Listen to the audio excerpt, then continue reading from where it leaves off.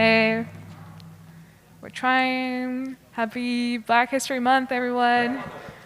Did you forget is the... Oh my gosh. What do you mean, Florence? Did you forget? Today is the second annual Black History celebration happening Testing. right here. Can you speak? Yeah, hello?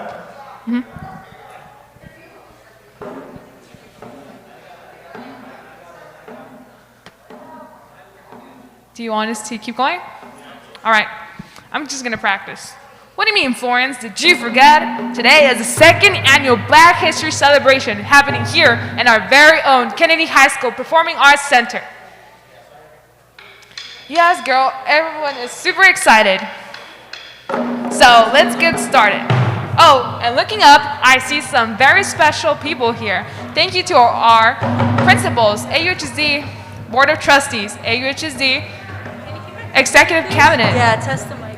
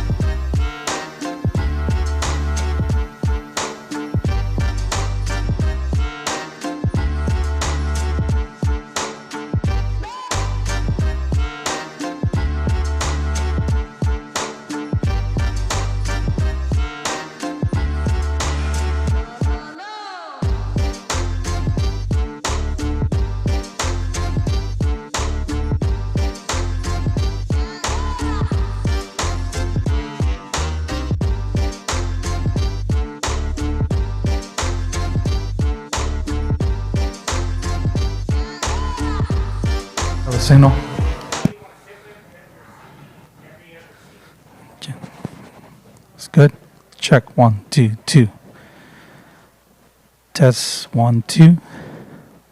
Check 1, 2.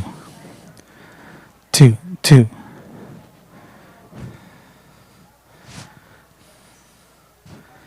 Check 1, 2.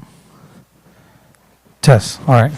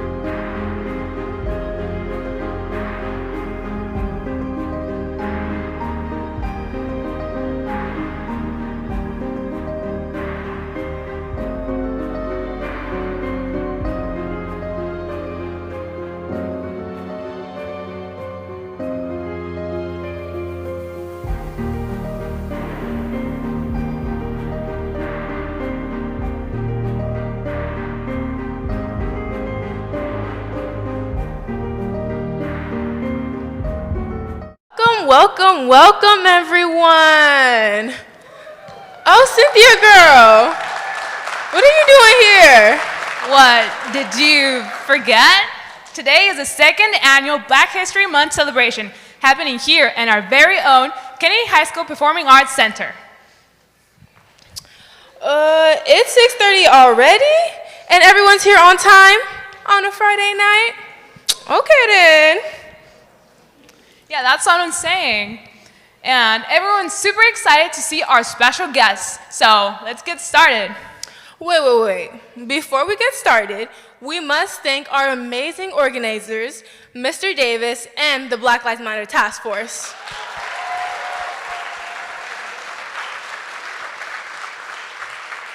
Oh, and looking up, I see some very special guests. Thank you to our principals, our AUHSD Board of Trustees, our AUHSD Executive Cabinet, and our Assistant Superintendent for joining us, and also a huge shout out to everyone at home for joining us virtually.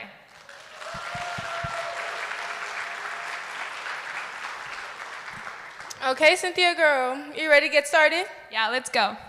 Okay. So, for our first performer, we have Northern Wisdom on stage. He'll be drawing everything he sees and hears. So if you see him on stage, just know he's hard at work. Wait, can he draw me? No, Cynthia girl, we gotta get started. Oh, maybe next time. Okay, so, girl, can I tell you a little fun fact about myself? Wait, we need to give a warm welcome to our amazing singer, Kyleah Jackson, who will be singing the Black National Anthem. So let's give her a big round of applause. Let's hear it, Kyleah.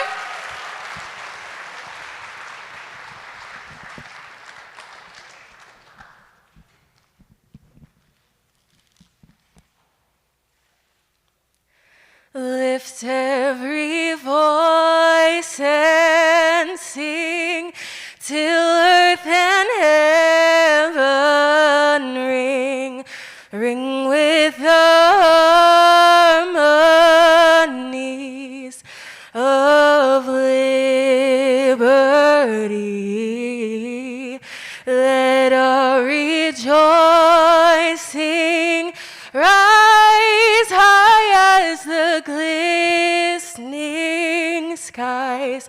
Let it resound loud as the rolling seas. Sing a song full of the faith that the dark past has brought us. Sing a song full of the hope that the present has brought us. Facing the rising sun of a new day begun, let us march on till victory is won. Let us march on till victory is won. Let us march on till victory is won.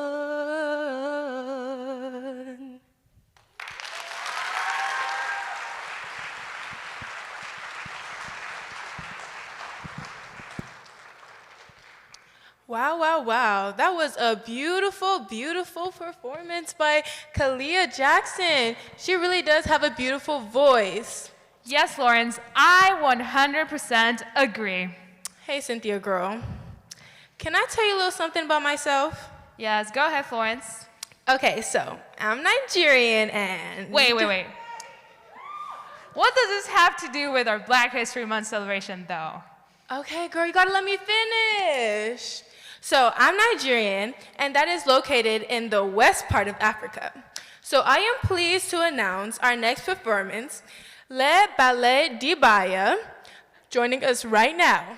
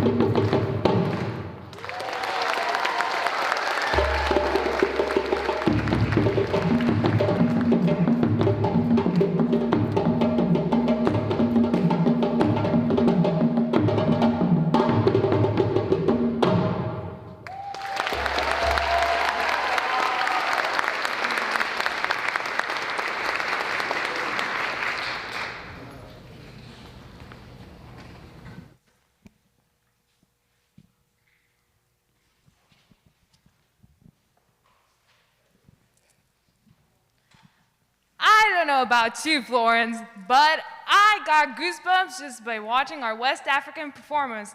So let's give them a big round of applause. Woo! That really was amazing.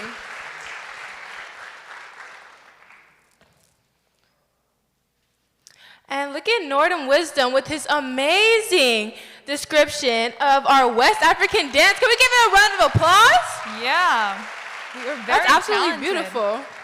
My goodness. Okay, so now we have our next performer. This is just the beginning of our show, but we have an amazing artist of his words, Ed Mabrey, who will be giving us a beautiful spoken word. Can we hear it for Ed Mabrey, please?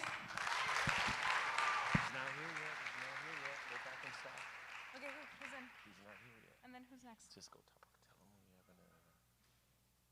Just you and Florence will talk for something. He'll come back?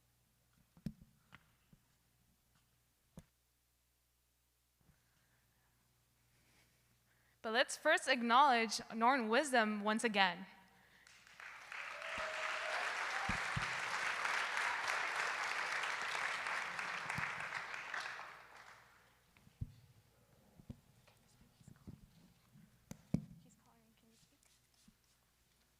Wow, this painting is really, really beautiful. It really represented everything West Africa stands for. Okay, so for the next performance, he'll also be drawing that spoken word. So, Hold on, I was just told about some great news. The West African performers aren't done, and they'll be coming back. And let's give them another round of applause.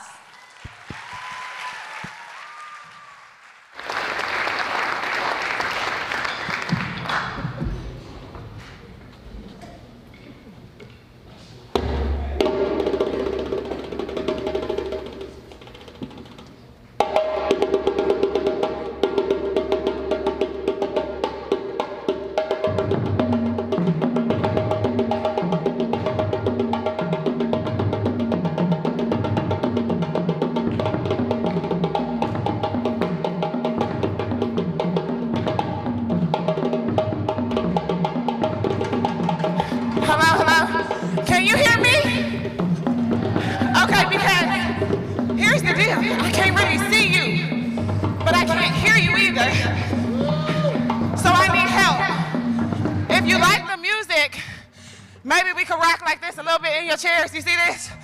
Okay, maybe if everybody does it, I can see your mask. But, oh, okay. What about clap, clap?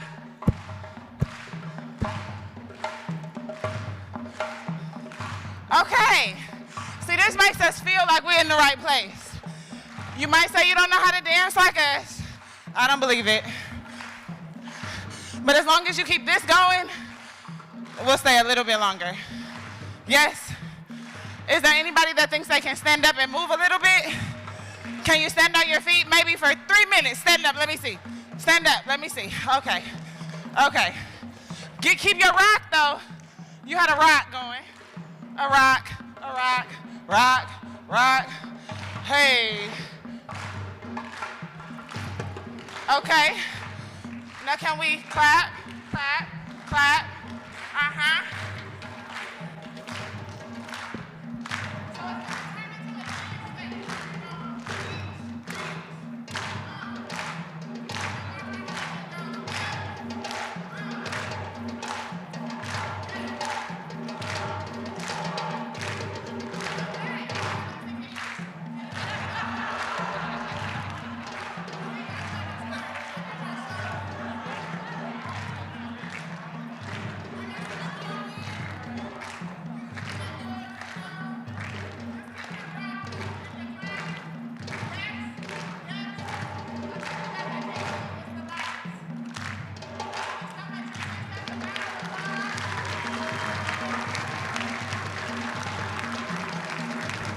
Thank you so much for dancing with me.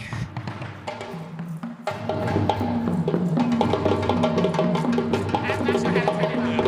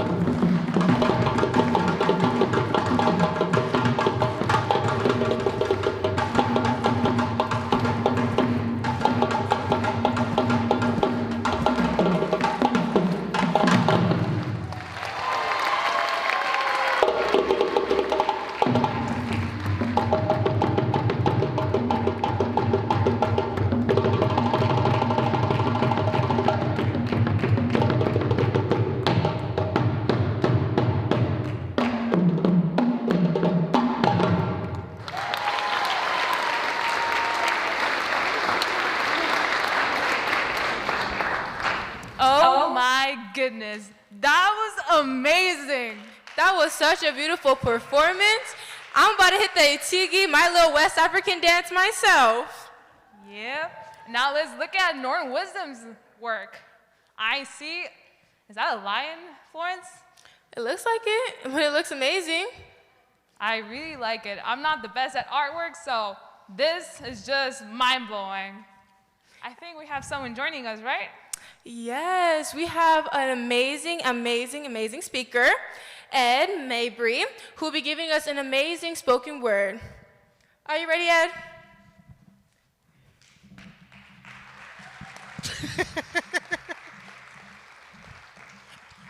Hey, how we doing? I'm gonna complain to the union about me bringing my own microphone stand out here. If I get injured.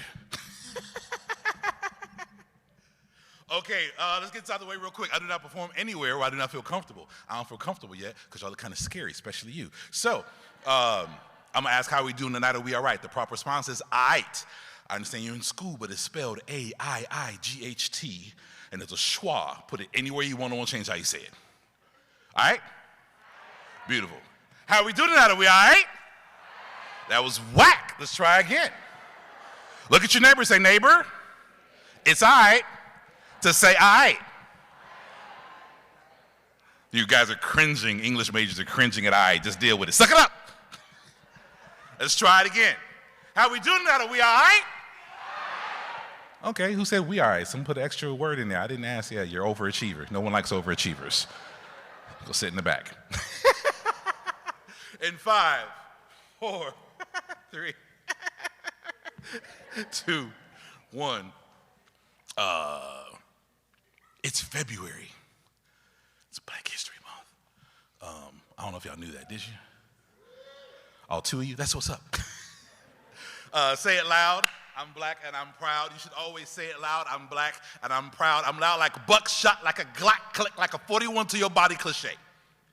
I'm loud like brum-pum-pum, brum-pum-pum, brum-pum-pum-pum, brum-pum-pum-pum-pum-pum. No? Let's try. I'm loud like.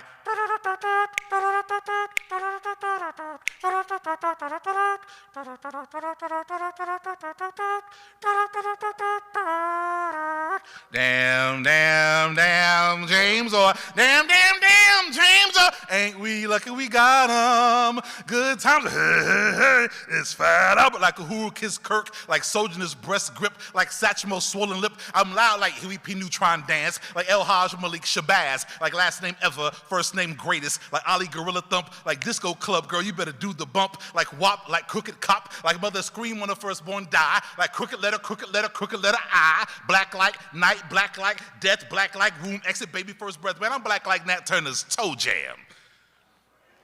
I'm black like play another slow jam. Black like spook sitting by your door, like playing domino spades and I declare war. I'm black like Jimi Hendrix Peace Sign and Star String Obama Scream. I'm black like Obama carrying King's Coma Vision Dream. I'm black like white kids might as well be black now too. Why? Because white kids buy more hip hop than you. I'm black like Ted Danson in blackface, like Whoopi Goldberg's Disgrace. See, I'm black like Mr.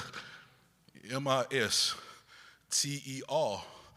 Mr. Black like playing Uno and that's my car. Like back in the day we was dumb enough to call somebody an African booty scratcher. See, I'm black like Rick James slapping Margaret Thatcher. I'm black like war. What is it good for? And Marvin Gaye's Peace. Like Morris Paul made oil in a coffee can of used grease. I'm black like hot comb, like Viet Cong weed bong. I'm black like you better wait till your daddy get home. I'm black like single income welfare and ghetto housing. I'm loud like a German shepherd barking civil rights fire hose dowsing. Like reading Rainbow Kunta Kinte nappy roots, first and 15th money on your prison books, corner store liquor and Cadillac crooks. I'm loud like snapping the spine of black history books. I'm black like my lawyer, my true president, and my priest, like you reap what you sow, and there's blood on them leaves. Pause for the Kanye. I know there's blood on the leaves. I know there's blood on the leaves. I say that we to do slaves. I know there's blood on the leaves. Play. I'm black like billionaires still see shackles on their feet. I'm loud like Bell Hook, tipping point in HUD House. I'm black like Willis smoking crack. Now different shows what you talking about. Like Wizzy Scissor up in 2 Chainz master degree. I'm loud like King Kong, ain't got nothing on me. I'm black like survival, so black we clear. I'm loud like started from the bottom And now we're here. We're here. So yeah, y'all, I might be old, overweight, hell, I might even be ugly. But I can say it loud. I'm black and I'm proud. You better always say it loud. I'm black and I'm proud. If that's how I say, all right? If y'all like what Mr. Norton Wisdom's doing, say, ooh. What's up, baby? Let's keep this thing going. I really want to say something so wrong, just because it'll make John turn different shades of red, but we can keep going. It is Black History Month times 2. Times 2 just means that my mom is alive and she's black, and it's Black History Month and my mom's black and she's alive, so this piece is for her. If that's okay, say okay. If not, you can take it with my mother. You will lose. After doing a lot of scientific research, I have come to the following conclusion. That conclusion is this, that women are not human, especially black women, extra unhuman. They're water because they're constantly adjusting to their surroundings. See, to know a black woman is to know power. To see a black woman is to see power. However, to be raised by a black woman is to know fear. Take, for example, my mom and probably some of y'all's. Standing on the porch in the projects in Dayton, Ohio, wearing that bathrobe that didn't have the belt no more, should have been burned a long time ago, like tossed away, burned, hide, buried somewhere. Standing where she said the property outside gave away to her property. Her ears were attuned to the sound of electric generators used to come on miles away. She could hear the street lights come on a millisecond before they started to glow. Pause. Sorry, this is a high school. Most of you guys are like mad young. Okay, before apps and cell phones and whereismykid.com and where are you, send. Don't worry about where I am, I'm at where I be, send. I don't want to go home early, forget her. I'm just exactly like cut out, ooh, my battery drained. Sorry, Mom. See, before you could lie, there was this thing called a curfew. And everyone say curfew. And your mom didn't trust you with a watch because you're you. So your curfew was when the street light came on. Amen, I got a witness over here, amen. Amen, I got some witnesses in the building. So you had to be on your property when the street lights came on, because there's always someone afterwards. I don't understand, how come his mom didn't just text him? Because there weren't cell phones. When I returned to the pole, my mom could hear the sound of electric generators coming on miles away. She could hear the streetlights come on a millisecond before they started to glow. See, she could hear my labored breathing, my running nose. We're going to be honest tonight, y'all. My mom could actually hear the blood running through my veins as I would try to make it on that front porch in vain. Her hands would be casually wrapped around my church belt, which was wrapped around her neck at the time, as she checked her watch and nodded her head in approval of my trying. The translation is that black women know that freedom is in your trying. See, a black woman is equal parts Serena Williams' backhand and a Bible across your backside. Every woman in this room is 5'3" when she's smiling, but 6'8" when she is angry, but equally beautiful in both of those moments when she used to whoop you. It was like Mr. Miyagi lessons via the emergency broadcast system. This is only a butt whooping. It is just a regular old butt whooping. Had it been a real emergency butt whooping, you'd be dead by now. I would look up to see her crying more than me, and she'd tell me, baby, it's better that I whoop and correct you in here than you go out into that world thinking you want anything more than your hopes and your dreams and wind up in a hearse out there. See, she knew every piece of policeman's chalk was eager to make me street pavement paparazzi famous. Wanted to outline my existence as if an outline of a human is all I ever was. She simply wanted to teach me the color within my lifelines. Learn how to fill up that space first before I start learning how to dance on the edges of razor blades. See, a black woman is cornbread from scratch and keep your feet off my furniture. She don't know the meaning of the phrase hard work. All a black woman knows is work, is job, is 2 jobs, is get up on the good foot, is car, public bus, is walk if I have to, moonlight, waitress tips, and cash under the table is do whatever I got to do to keep food on this table. See, everybody wants to beat her these days, and everybody wants to judge her these days, but last time I checked, y'all, nobody want to help her these days. A black woman knows better than to ask the world for help. She can smell a no a mile away. She might sometimes come up short on her tithing at church, but she's never once come up short on her life insurance policy, because unfortunately, most of all these days, from her history, a black woman has been trained to understand and comprehend the art of death. Shows that hides in the space of a house a broom will never reach. It whispers in her ears to her children across the right street at the wrong time, since she knows her mortality, and that is what makes her immortal. She hides her own wings from her own babies, So I don't think she'd ever fly away without them, but in spite of that, would never hesitate to put on some horns and play the devil if it means keeping her children alive for one more day. She's seen the evil of men on her block, in her White House, and oftentimes even in her own bedroom. Maybe a single black mother lives with post-traumatic stress disorder because she has to kick out the same man that she had to kick out, restraining order. Soldiers try to tell him from away from the middle of the night and still love them, even when his words, when Tula comes out of their mouths. She is queen sniper, negress ninja, the swallow of the ugly truth and the holder of all your unbroken promises. She is a righteous reflection. She's the reason why 300-pound football players on Sunday are going to look dead in the camera and say, "Hi, Mom."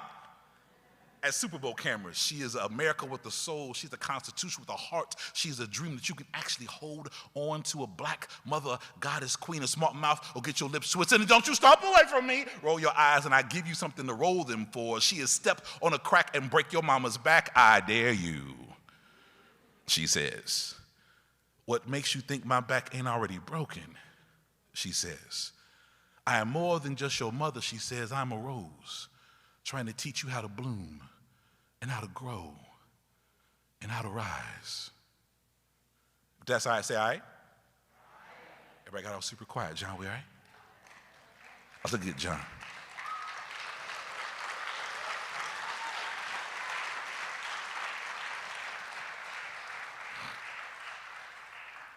Let's do this, make it short, make it sweet, and get out your way. Everybody say, "Hey." Again, if Norton's doing a good job, say, "Ooh."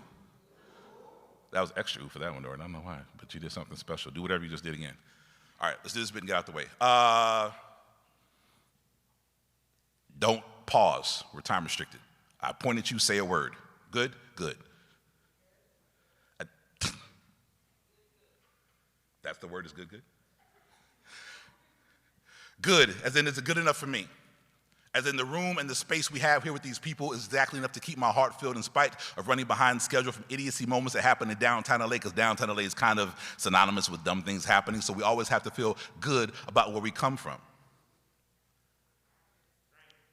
Louder. Strength. I don't know if I have much of that anymore left in this body. As much as getting older and things are starting to sag, they shouldn't sag anymore, but looking across this space, I see an unlimited amount of strength, the capability. Don't need to wear a cape to be a superhero. Understand we need more than superheroes these days. We need you. Each of you sitting here, masked up, showing your strength and solidarity as one strong. Not letting something as simple as a cough get between us strong. Making sure that you recognize that empty spaces aren't empty, but actually filled with spirits that need to be part of this event this evening wrong. We are here together not just to exemplify and glorify a race of people, because there's only 1 month, but all the other 11, we still are the same color and hue, but we have come in a space to show that we can actually lift up and uplift one another in this process. We will find a way to get through this every single day like we have before together. Hands will always be good enough to hold with strength for each one of us to make sure we pick up the weaker person around us and let them know that they are valuable, they are necessary, they are important. So today, make sure before you leave here, you make a promise to yourself to don't leave the good deeds for only the strong people, when each of us has an accountability and a responsibility to love. So in closing, I see you, and I love you. And I see you, sport coat, and I love you. I see you, blue work shirt, and I love you. I see you, sound engineer, and I love you. I always see Norton, and I love him. I see you, blue, and I love you. What if we simply started to move and pass love around even faster than COVID? What if we started to find a way, instead of being afraid of what's behind someone's mask, of greeting each person with a smile that they could feel even when your face is covered? Because some of us have been wearing masks even before COVID hit. Some of us wear masks every day in front of a mirror. So what if today we simply make a promise to greet each other in the name of love? Before even ask your name, I must say, I love you. What you doing later? I love you. You want to get some food? I love you. What about Del Taco? I love you. I hate In-N-Out Burger. I can't lie about it. I love you. Anybody some orange Tic Tacs? I love you. Marvel's better than DC. I love you. Except for comic books, then DC's better than Marvel. I love you. Lead with love. Beyond all the moments, let's make sure that we can start eliminating something like a Black History Month, so much so because we start to forget and forgive and move on, and we start to apologize who needs to give up, and we move on. Let's move on. to something much bigger and better than ourselves. We don't need superheroes. We just need you. Thank you.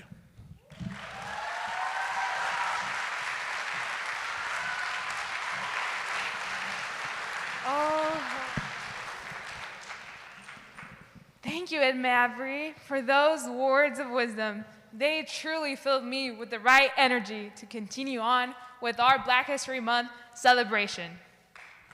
Yes, Cynthia girl, I definitely agree. Now, can we direct our focus to Norton Wisdom with his amazing painting of Ed Mabrey's spoken word? Wow. Oh. It looks amazing. I like it. It does reflect what Ed Mabrey was talking about love and people and how important it is to be all together here for one greater cause today. Yes, Cynthia, I definitely agree. Now, I am pleased to invite our next guest on stage. We have an amazing speaker from Raytheon Technologies, an engineering director named Mark Anthony Thomas, who'll be joining us today right now and giving this little speech and educational thing. And right after that, we have our Q Dogs up in the house who's gonna come and do a little performance for us. So stay in tune.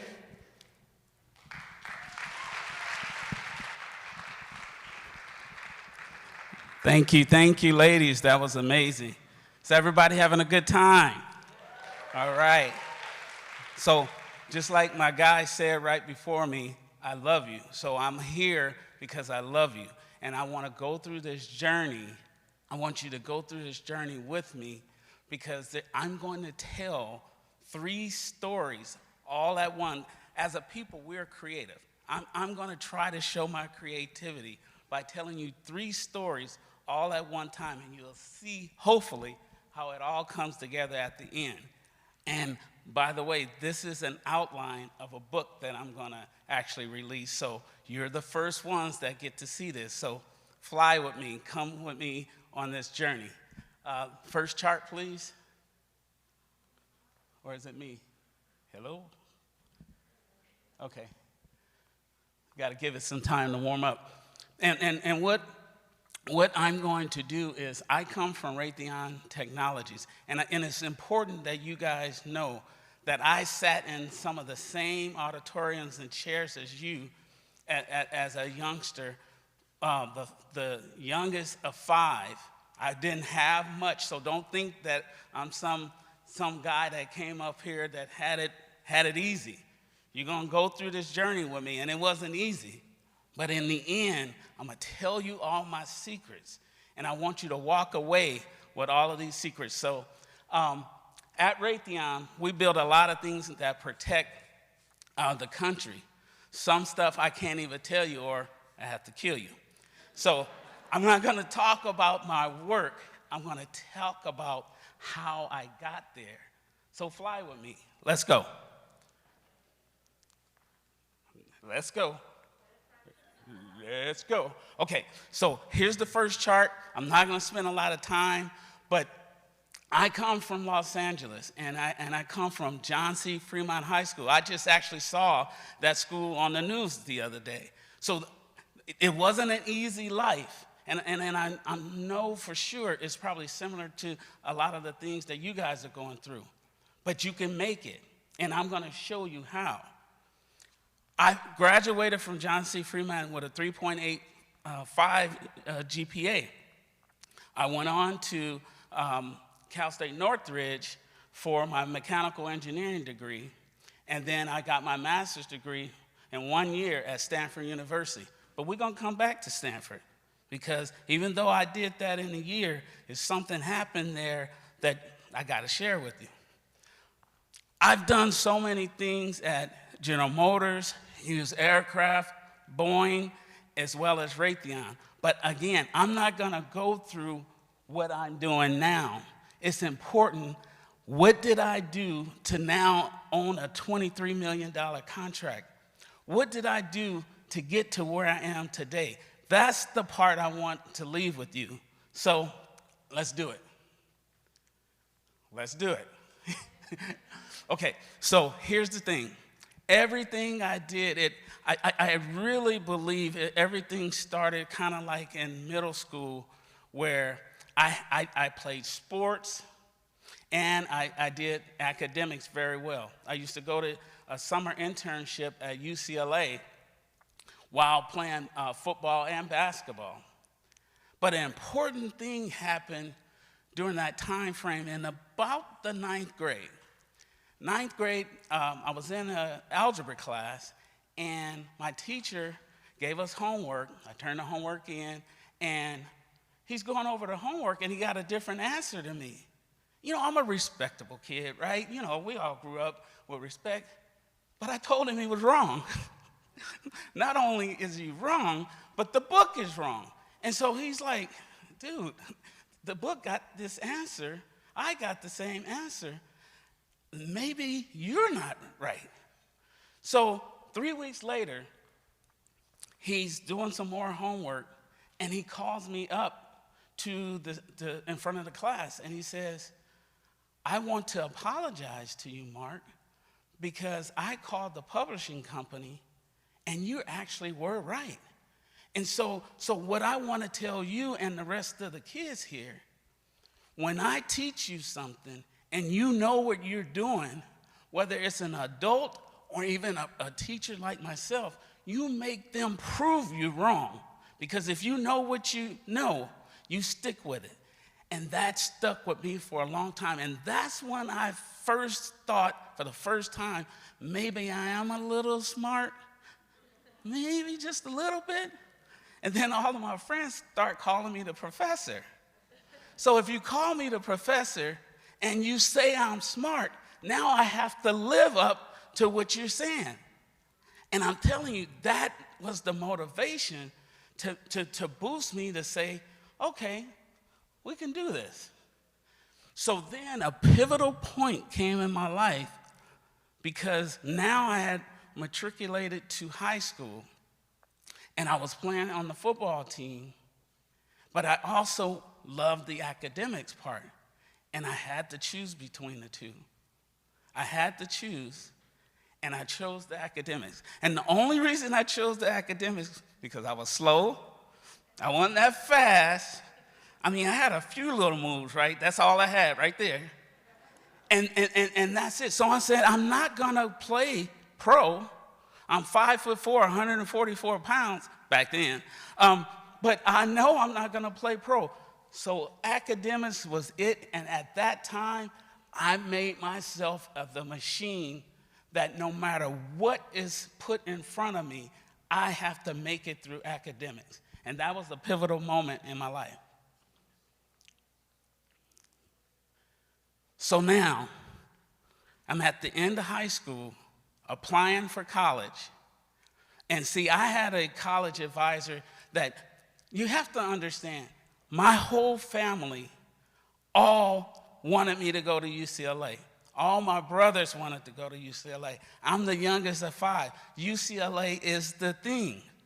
But my advisor said, you still better apply to 2 Cal State schools, 2 UC schools, 2 historical black colleges, 2 private schools. You have to do that with the grade point averages that you have. And I'm telling you guys all of this because don't think you know exactly what you're gonna do. This is about options. It's about options in your life. Because even though I knew I was gonna go to UCLA, I needed options. I applied and I got into every school except Stanford. I told you we're gonna go back there. I didn't get into Stanford at undergrad, so I was a little pissed. I got into UCLA, but I was still, a little salty about Stanford. But 3 weeks before school started, I said I need to go to a smaller school. I feel like I had gone to UCLA for 7 summers, and I felt like it was a big lecture halls, and I needed to know my teachers. So I changed my mind, changed everything that my family wanted for me, and I went against them, and I went to Cal State Northridge. Smaller school, but here's the thing. if I do well at a smaller school, it propels me for graduate school. So I chose Northridge. At Cal State Northridge, I went mechanical engineering, and what I did was I developed what I call the six-pack. What I mean there is the five guys, you could barely see them here, the five guys there and myself, we did everything together in undergrad. We made a promise to ourselves. This is not the Thomas promise, I'm gonna get there. But we made a promise to ourselves that we're gonna make sure that every one of us made it through undergraduate school. So we studied together, we played basketball together, we ate together. We had a chalkboard in our dorm. Every every homework assignment that we got, we had to rotate in front of that chalkboard. So just if one person knew all of the answers, we wanted to make sure everybody knew the answers and knew the right approach. That's pulling each other up to make sure that we all succeed. I'm dropping science to you while I'm telling my story. Okay, next. So we did the six-pack, doing well at Cal State Northridge. I'm at about a 3.6 grade point average. Mom is still mad that I didn't go to UCLA, but we'll hold that story. And then a pivotal moment comes. And the reason I'm telling you this, I'm telling you some secrets that I haven't even told to many people. My roommate gets a phone call, and it is Hughes Aircraft calling to give him a fellowship to go to grad school. So I answer the phone, hey, this is Mark, how are you?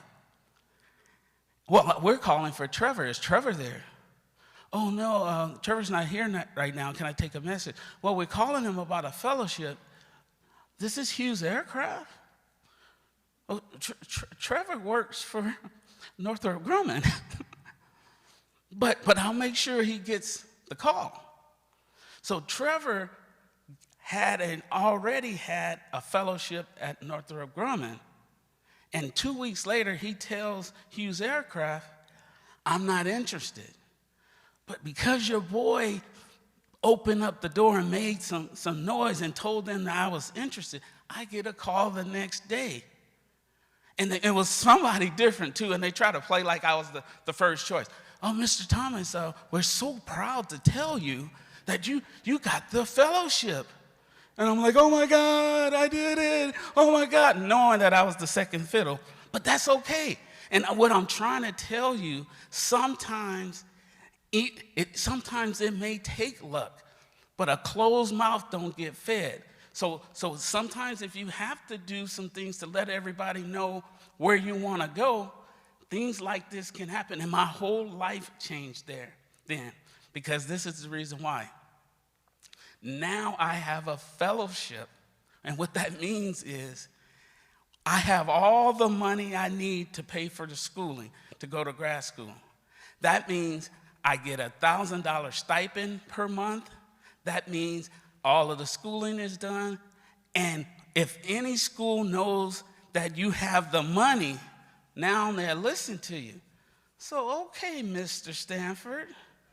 Yeah, remember me 4 years ago, right? I choose Stanford, and my whole freaking life changed. I go to Stanford, freaking amazing. Now, remember, I thought I was smart, so I'm continuing to think I'm smart until I got into those classes. When I got into those classes, it hit me hard, but then I thought about the things I did in the past. I formed a pack. I may not know everything, but together we can learn this together. So I did the same thing. I said, okay, I'm gonna find some other guys that are taking the same classes as me, and we will do this together. We got 2 twins that I met that was on a General Motors fellowship. We got together, we did the same thing. We ended up with a 3.6 grade point average from Stanford, the darn school that didn't accept me for undergrad. And now, with a master's degree finished in 1 year, I can go anywhere I want. I'm talking about this is that little kid from South Central Los Angeles. I get a phone call from General Motors, and they say, I want you. I'm like, General Motors, Detroit. Okay, let's sum it up. I got Los Angeles, and I have Detroit. You want me to come to Detroit. But then this girl is in my life and that wasn't part of the deal. I don't supposed to be falling in love and things like that, right? But GM said, if you don't want to deal with a long distance relationship, and guys, I'm telling you, this is in the interview, they hire me and my fiance. In the interview. So I was on my way to Detroit. So we go to Detroit, right? I leave my mom, though. See, I'm the youngest of 5, and there's so many things. Everything that motivated me was my mom related. But my mom got mad at me so I can take the job in General Motors. She had to make me mad to take. You're talking about love. I'm trying to make sure I don't cry because what she did was amazing. So I leave and I go to General Motors. I got the new wife, all of that stuff. And now GM asked me, what are some of the important things that you did at Stanford? And I said, I brought Stanford's community together because everything that I've done is not about me. It's about us. It's always been about us. Everything that I told you, when I tutored, I put the pack together, it's always about us. So I got General Motors to give me money for 5 high schools to design and build cars and teaching young people engineering principles while building the cars. And that picture there is out of the first book that I wrote, an algebra book that got released across the country with the kids that built the cars with General Motors. So now GM lets us build at 5 high schools so that we can use the cars to make people love engineering. After that, we wrote a grant for the National Science Foundation grant, and I got a $27,000 grant to do the program more. That led me to winning the U.S. Black Engineer of the Year for community service. Can you believe that? Can you believe that? That's just doing what's in my heart, what we learned as a people growing up, and to get that kind of exposure. But here's another pivotal point. My mom starts to get sick. Now, I'm all the way in Detroit. I'm doing so well. I got all of these VPs as mentors and everything, but family comes first. So I have to leave GM. I transferred to a company called Hughes Aircraft. Remember, Hughes Aircraft was the company that gave me that fellowship. So now I'm back. And they transfer all of my years that I worked at General Motors, I get those years back.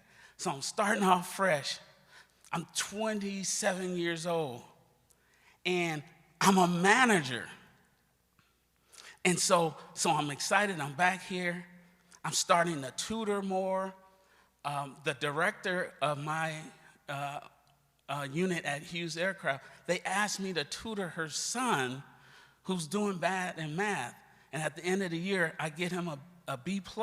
And they're like, oh my God, this is great. So, but before I left, I made a promise to my mom that when I come back, she always said, I always wanted you guys to go to UCLA, of course, But you're still on that, right? I'm going to go to UCLA. I really want that. Bruins. Yeah. Okay, I went to Stanford, Mom, okay? But she always said, I wanted one of you guys to go so far, even to get a PhD or a doctorate. And so now I have that on my heart, and I'm going to do whatever I can to make it. So that's the Thomas promise. I'm going to get you a doctor, Mom, a Thomas doctor. I'm going to do that for you. 2 years later, she passed. And I just was so hurt, but now I'm motivated to do even better.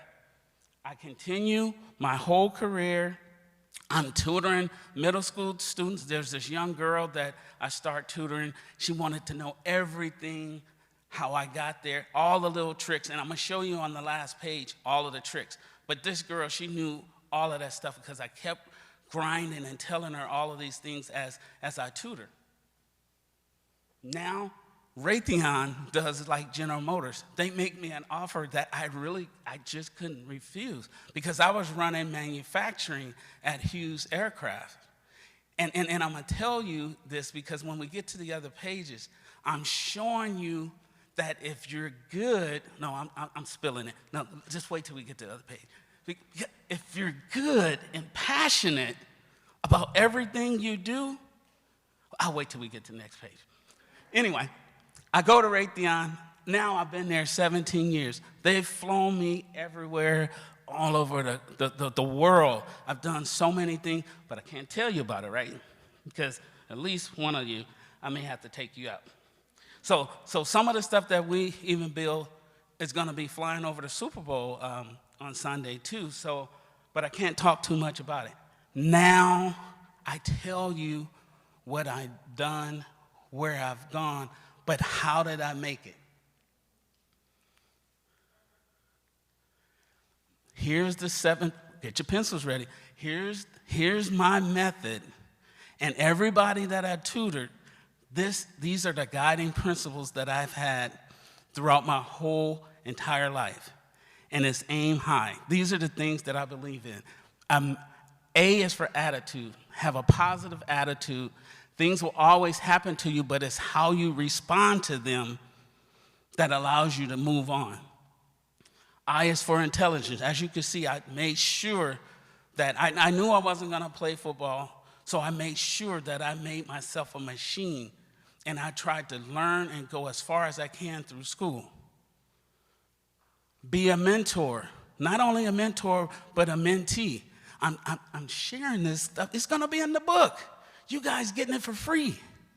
Be a mentor and be a mentee. Always lift each other up because just like I'm helping people, others did the same for me. Work ethic, when it comes to hard working, work ethic is probably the most important thing that people overlook. They think that if you're gifted and you have all of this, I know so many people that knew way more than me in class, but you're not going to outwork me. You're not going to outwork me. And every time I do tutoring, I explain that. You're going to get your butt at that chalkboard, right? Get at the chalkboard. You're going to outwork everybody. It's almost like that Kobe mentality. Nobody's going to outwork me. Indispensable. That's the one I wanted to. When GM wanted me so bad, and when they do that and will fly you out, I didn't even tell you about the limo picking me up and taking me around, all of that stuff, and then offer me and the fiance a job. When you got it like that, and you do things with passion and make them desperately want you, you're a winner. And that's what we need to strive for. The last two, God, keep him in your heart and live by his principles. But the last one is hope. And that's being inspired by others and inspiring other people. Because if I'm telling you, as I was growing up, I always thought I would be something. I mean, I wanted it really bad. Because I used to just sit in in the chairs in school, and I used to want to be something so bad. I didn't know what it was going to be, but I wanted to be successful. You got to want it. You got to want it, you guys. So life is a marathon. It's not a sprint. Don't try to cheat life, but embrace the journey. And if you aim high and reach for the sky, even if you don't make it to the sky, you're going to always be amongst the stars. That is it. But wait, there's one more slide. There's one more slide. I told you guys about the promise, right? I told you about a young girl that I used to tutor, right? We've been talking about her the whole 15 minutes, right? That young girl, her name is Ariane. She was named after an Ariane rocket that her dad, the first job that he had at Hughes Aircraft, she was named after that aircraft because he wanted her to be an astronaut. But she went to UCLA, right? Oh, not only did she went to UCLA, she was pre-med and finished 3.85 grade point average, huh? And guess what? On March 18th, she becomes Dr.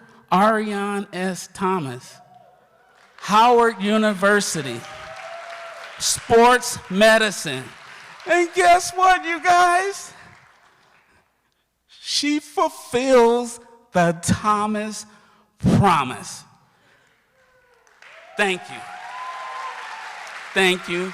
Thank you. Thank you. Thank you, Mr. Thomas. I am sure everyone enjoyed listening to your insightful words as much as I did. Now can we direct our focus to the amazing painting from Norton Wisdom?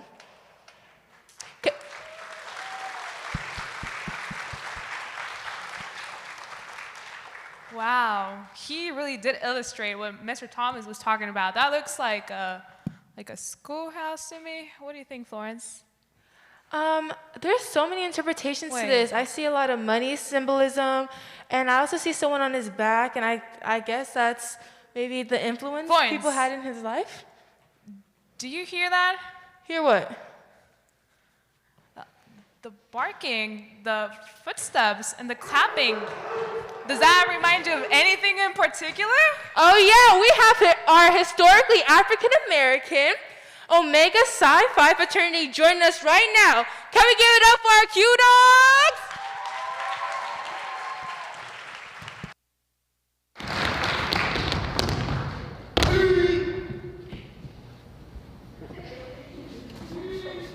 Well, it's me, team. We on the intro. We came to do this show for you. All right.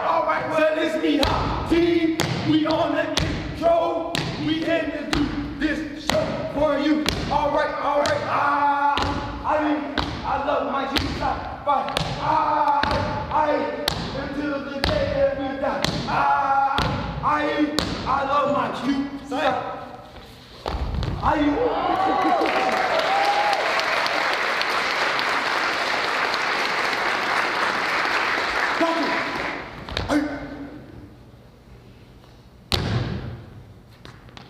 Good evening, everybody. My name is Eugene Pettiford. I'm a member of the 100% Unfadable Untitled Chapter at Cal State Fullerton. Right now, I'm currently an electrical engineer major there. My friend Elsie here studies mechanical engineering.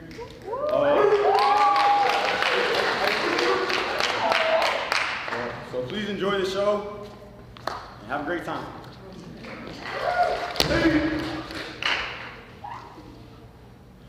Two side, fight. Well, it's me, train. We rolling down the track. We about to show you how we kicks it back. It goes roll them up, a shingling. All right, it goes two train. It goes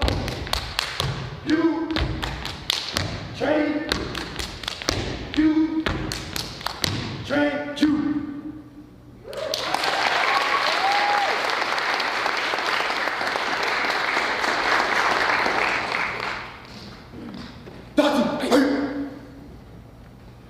Dog, get in line.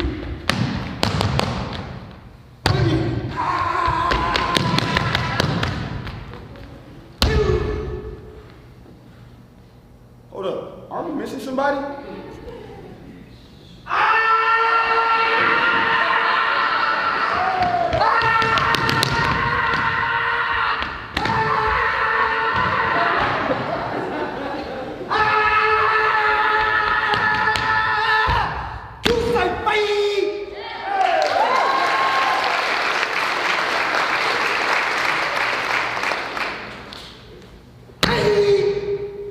How we doing? You doing good?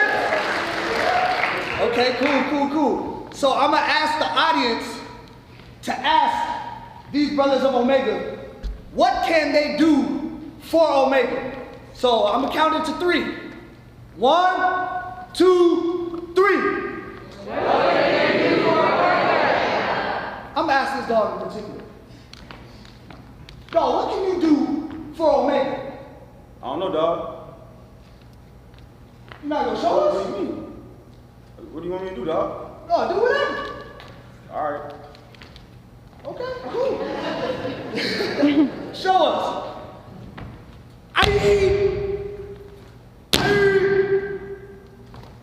For Omega, I will jump onto the highest mountain. I will swim across the deep blue sea, just so that I can be.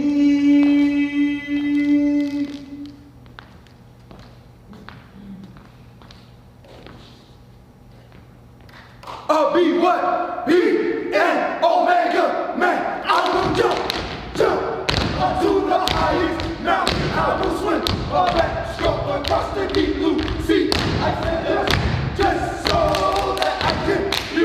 I'll be what? Be an Omega man. I will jump onto the highest mountain. I will swim a backstroke across the deep blue sea. I said just so that I can be. I'll be what? Be an Omega man. You.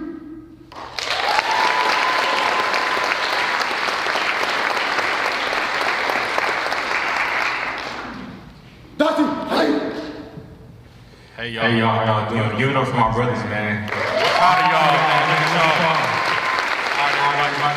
Welcome to the show. My name is Isaiah Crosby. I'm a current law student at UC Irvine. So the chapter you got tonight, chapter 5 right here. All right, this is Orange County. We got Chi Beta, Long Beach. We got Lambda, LA. And we got Pi Chi away from up north in SF. So we are, thank you. We are Omega Psi Phi Fraternity Incorporated, founded November 17, 1911 on the campus of Howard University by 3 undergraduates and their undergrad advisor, Dr. Ernest Everett Jess, Professor Frank Coleman, Dr. Oscar James Cooper, and Bishop Edgar Amos Love. We have 4 cardinal principles: manhood, scholarship, perseverance, and we thank you all for being here. So, a little history about Black History Month. Our brother Carter G. Woodson started it way back when. At first, it was known as Negro History Week, and it had various other names, and eventually it was known as Black History Month. So, shout out to Carter G. Woodson. Does anybody know any famous Omega men? Anybody? This Steve Harvey, that's one right there. As well, we got Michael Jordan, we got Isaiah Crosby, and we got Shaquille O'Neal. You know, this is a couple of that y'all probably know. But we thank y'all for coming out, and we're gonna continue the show.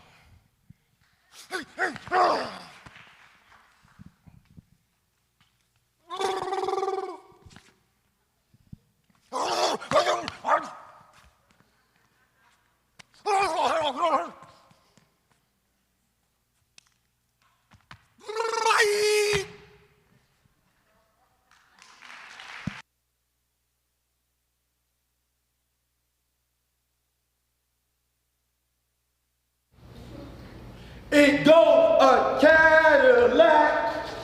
Step, a Cadillac. Step. It goes a Cadillac. Step, a Cadillac. Step. It goes a Cadillac, a Cadillac, a Cadillac, a Cadillac. Q side by Q side by Q side by. Q side by Q side by Q side by. Some people live on what they live for. A Cadillac, and diamond rings. I said some people live on what they live for. A bottle of brown, and shiny things. I said all that I live for is Omega Sci-Fi. I'm going to be an Omega till the day that we die.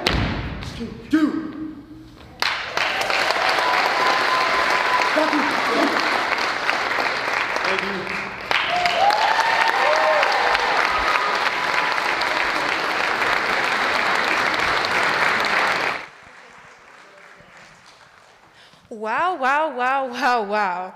That was truly an amazing performance from our Mega Sci-Fi fraternity. Can we get another round of applause for them?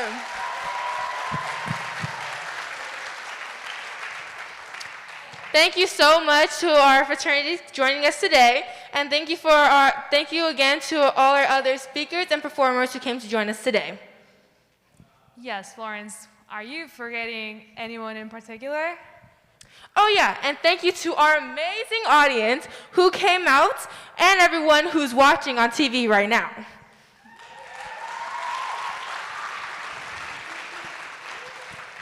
And also, a special thank you to Office of Congressman Lou Correa, Janet Brown. A special thanks to City Council members for raffle ticket donations, Mayor Harry Sadu, Council Member Stephen Faisal, Council Member Gloria Mae, Council Member Jose Moreno, Council Member Avelino Valencia, our AUHSD Board of Trustees, Trustee Board President Al Jabbar, Trustee Clerk Brian O'Neill, Trustee Member Anna Piercy, and Trustee Member Anne-Marie Randall Trejo.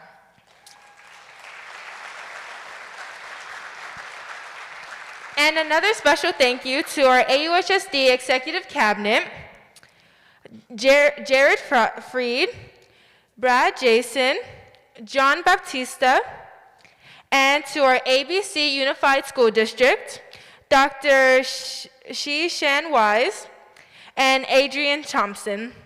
Another thank you to our Fly Poet, John Hensley, and our Black Lives Matter Task Force. Thank you guys so much for putting this event together.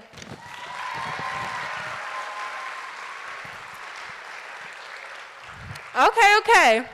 Now it's the moment you've all been waiting for.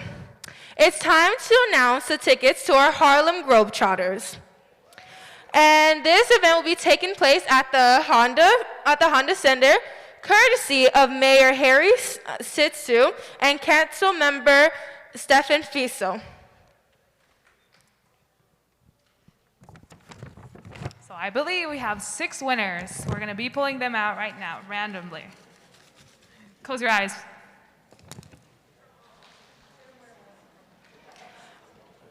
Okay, so... Hold on. It's 6 seats for 1 winner. So... Oh, sorry, 6 seats for 1 winner. So we have coupon number 342932239. Okay, I'm gonna read it one more time. 3429239. Anyone out there? Maybe you want to hear that again? Okay, I'm gonna repeat it one more time. 3429239. Anyone in the audience with that number? Come on, don't be shy. Are you sure? 6 seats. We're gonna pick another one if you don't come out. We'll do a little countdown for y'all. 5. Oh, do you have your hand raised over there in the back? No? No? Okay. False alarm. 5, 4, 3, 2, 1. Okay, we'll be picking another number. Yep. Maybe this time I win.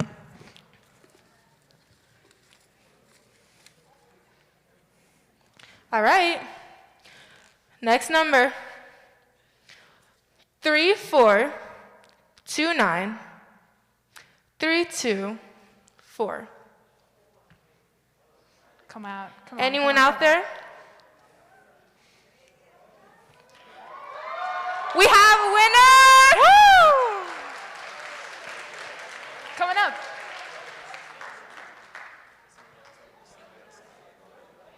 Okay. We'll arrange something for you. I'm super excited. Congratulations. Congratulations on being our winner. We will be having you talk to Mr. Davis about the tickets. And once again, congratulations. And with that, I am Cynthia. And I'm Florence, signing off. Happy Black History Month, everyone! Woo!